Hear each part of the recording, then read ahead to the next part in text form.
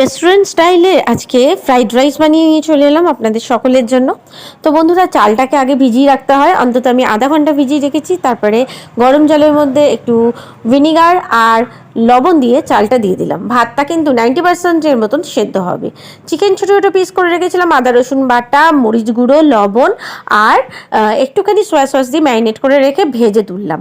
ডিমটাও দুটো নিয়েছিলাম, লবণ মরিচ গুঁড়ো দিয়ে ভালো করে ভেজে তুলে নিলাম।